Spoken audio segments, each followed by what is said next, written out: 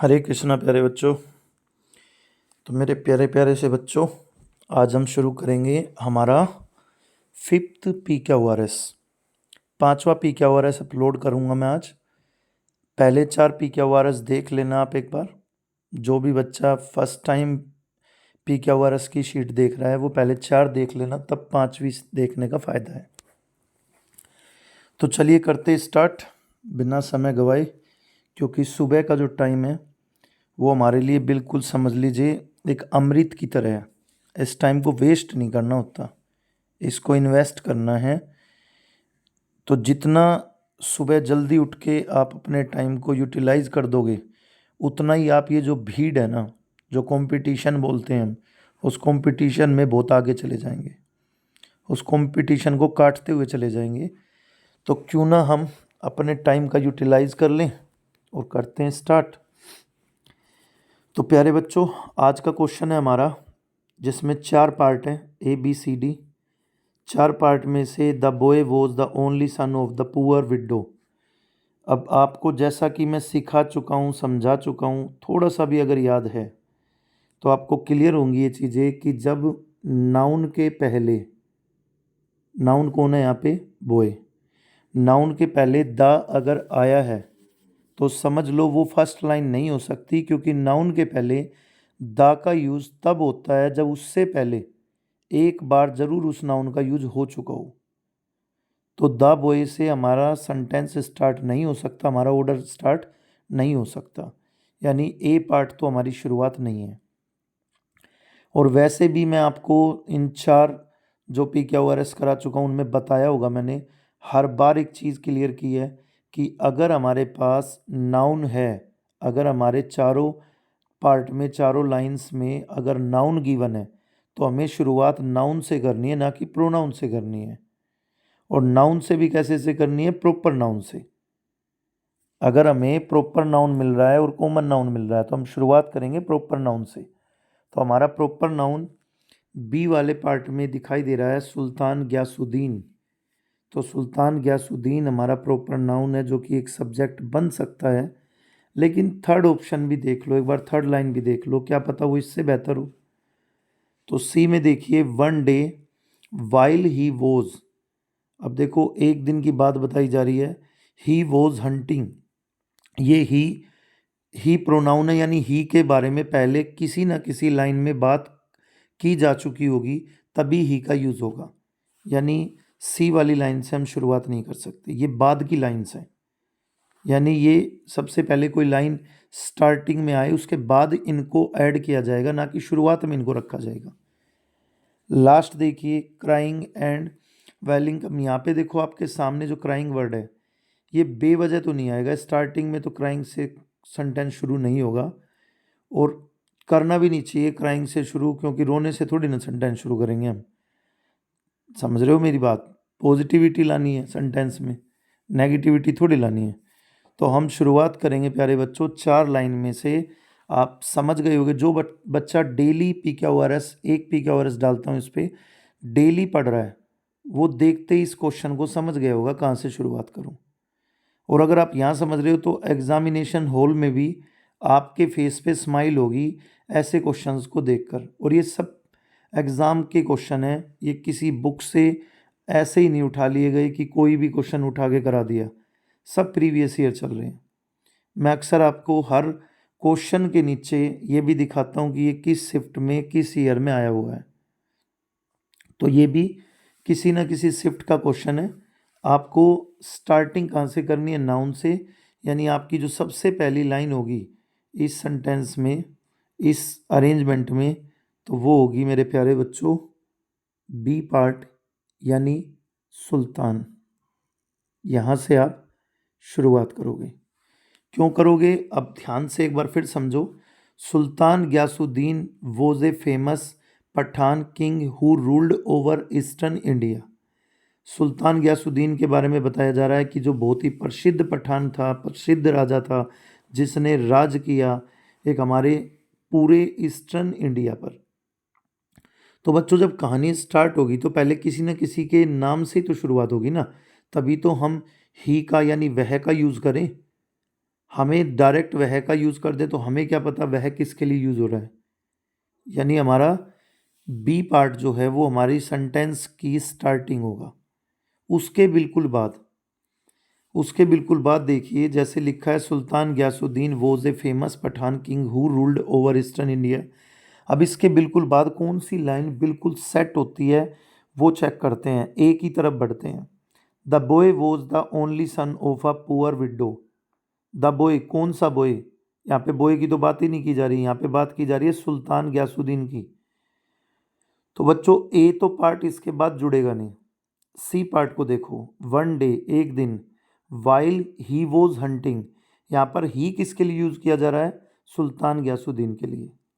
मैं आपको बार बार एक ही बात बता रहा हूँ, जब नाउन स्टार्टिंग में आता है तो दूसरी लाइन में उसके लिए प्रोनाउन का यूज़ होता है। तो सुल्तान गयासुद्दीन के लिए यहाँ पर यूज़ होगा कौन? ही। अब कई बच्चों के माइंड में अगर ये बात हो कि सर बॉय भी तो लग सकता है सुल्तान गयासुद्दीन के लिए, मैं आपकी बात मान लेता हूँ, लेकिन आप एक बात बताइए, द बॉय का मतलब है बॉय के बारे में पहले कोई ना कोई चर्चा हो चुकी है। मतलब कोई ना कोई बॉय है, कोई ना कोई बॉय जो है उसके लिए पहले किसी सेंटेंस में ए बॉय का यूज़ होना चाहिए, तभी दूसरी बार द बॉय यूज़ होगा। ना कि डायरेक्ट सुल्तान गयासुद्दीन के लिए आप बॉय लगा दोगे। सुल्तान गयासुद्दीन या कोई भी नाम, जैसे राम, श्याम, गीता, सीता, इनके लिए दूसरी बार जब कुछ आएगा तो उसका क्या, दूसरी बार आने वाली चीज़ का क्या नाम होता है? प्रोनाउन। और पहली बार आने वाला पार्ट क्या होता है? हमारा नाउन। तो बच्चों हमारा जो अरेंजमेंट था, जो मैंने बताया आपको कि शुरुआत कहाँ से करेंगे, शुरुआत होगी यहाँ से। सेकंड थिंग इज, हमारा सेकंड पार्ट होगा one day while he was. ये बात किसके लिए की जा रही है? ही मतलब सुल्तान गयासुद्दीन। वॉज हंटिंग यानी कि वो शिकार करने की बात की जा रही है। तो आप खुद ही सोचिए, पहले राजा ही तो शिकार किया करते थे, ठीक है। तो इसमें सेकंड पार्ट होगा हमारा सी। सी हमारा सेकंड पार्ट है। यानी ए पार्ट है हमारा, जो सबसे पहला पार्ट बनेगा, सबसे स्टार्टिंग का सेंटेंस बनेगा, वो बनेगा सुल्तान गयासुद्दीन वाला। उसके बाद की जो लाइन जोड़ी जाएगी इसमें वो बनेगी one day while he was hunting one of his arrows killed a little boy.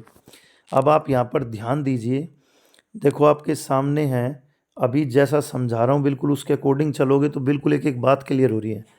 यहाँ पर देखो दिया जा रहा है आ लिटल बॉय।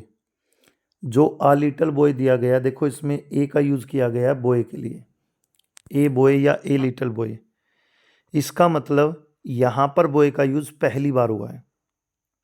यहाँ पर बॉय का यूज़ पहली बार हुआ है, फर्स्ट टाइम हुआ है। आप बी और सी दोनों सेंटेंस में देख लो, अब तक बॉय का यूज़ अगर कहीं हुआ है तो सी वाले पार्ट में हुआ है, आ लिटल बॉय करके।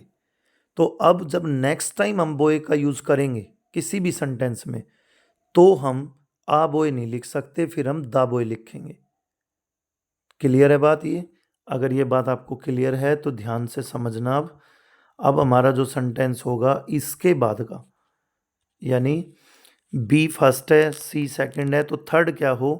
अब थर्ड होगा बच्चों आपका ये वाला पार्ट, यानी कि the boy was the only son of a poor window.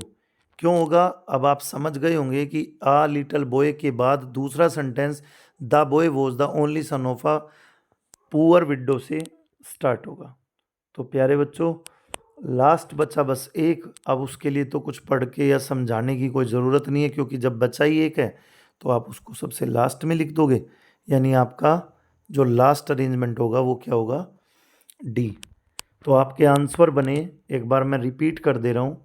सबसे पहले आप किसको यूज़ करोगे? बी को। बी के बिल्कुल बाद आप यूज़ करोगे सी को। सी के बिल्कुल बाद यूज़ होगा ए, और देन होगा डी। तो बी सी ए डी आपका आंसर होना चाहिए। जितना टाइम पहले दिन लग रहा था PQRS में, मैं बिल्कुल चैलेंज के साथ बोल सकता हूँ, जो बच्चा डेली PQRS को पढ़ रहा होगा, 10 मिनट का टॉपिक होता है मुश्किल से। 10 मिनट जो इसके लिए निकाल पा रहा अपने 24 घंटे में से, उसको अब उतना टाइम नहीं लग रहा होगा जितना डे 1 में लग रहा था। वो PQRS को देखते ही बहुत सारी बेसिक बातें तो पहले ही अपने माइंड में क्लियर कर लेता होगा कि इसकी स्टार्टिंग यहाँ से होगी, इसके बाद ये आना चाहिए। बहुत सारी चीज़ें तो उसको वैसे क्लियर हो गई। और मैंने आपको क्या बोला है कि सिर्फ 30 डेज, केवल 30 दिन, जिसमें से हम 5 दिन दे चुके हैं। 30 दिन आप इस टॉपिक पर काम कर लो, आपको किसी भी एग्ज़ाम का PQRS, पैरा जंबल्ड, जो 2-3 नाम है इसके, बैंकिंग में इसको पैरा जंबल्ड बोल देते हैं, SSC में इसको PQRS बोल देते हैं, सेंटेंस रीअरेंजमेंट बोल देते हैं। तो जो ये इसके नाम है, ये आपसे डरना शुरू हो जाएगा टॉपिक। आप इससे नहीं डरेंगे, ये टॉपिक आपसे डरेगा। बस आपको डेली का काम डेली करना है, क्योंकि डेली का काम डेली करने से हमें चीज़ें लर्न रहती हैं। जैसे कि कल ये बताया था तो आज हमें ये चीज़ समझ में आई है, कल हमें ये चीज़ समझ आएगी। डेली डाटा जुड़ता चला जाएगा। और जो डेली का काम डेली नहीं कर रहा है, उनका डाटा उनके ऊपर लोड बन जाएगा। और बहुत ज़्यादा लोड होने के बाद फिर हमारे हाथ पैर मारने बंद हो जाते हैं, हाथ पैर नहीं चलते, फिर घबराहट शुरू। तो प्यारे बच्चों, टाइम घटता जाएगा टॉपिक का। जितना टाइम, मान लो पहले दिन आपको 4 मिनट, 2 मिनट, 3 मिनट लग रही होंगी अगर एक PQRS को सोल्व करने में, तो आज आपको उसका आधा टाइम लगना शुरू हो चुका होगा। और विश्वास रखो, लास्ट डे तक आपका टाइम आप खुद चेक कर लेना कि कितना टाइम लगने लगा है।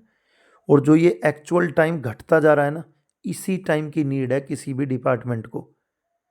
क्योंकि एग्ज़ाम व्यक्ति का नहीं, व्यक्तित्व का होता है। एग्ज़ाम किसी इंसान का थोड़ी हो रहा है, इंसान की नॉलेज का, इंसान की स्किल का, उसके धैर्य का हो रहा है।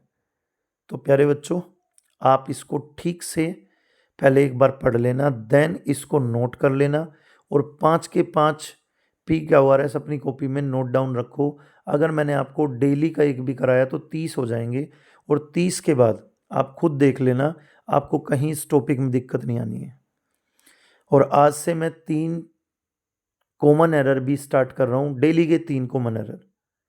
हम इस चीज़ को बढ़ा देंगे, हम धीरे धीरे इस चीज़ को बढ़ाएंगे। जैसे आज 3 डाल रहा हूँ तो धीरे धीरे हो सकता है 10 डालने शुरू कर दें। पहले डिपेंड करता है आपके इंटरेस्ट पर।